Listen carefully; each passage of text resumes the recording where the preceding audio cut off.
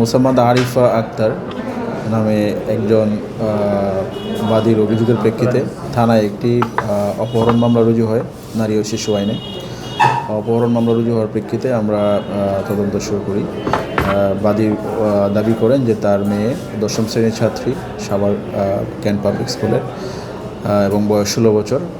তাকে শাকিল সহ অজ্ঞাতনামা কিছু ব্যক্তি অপহরণ করে সেই অভিযোগের প্রেক্ষিতে মামলা রুজু হয়।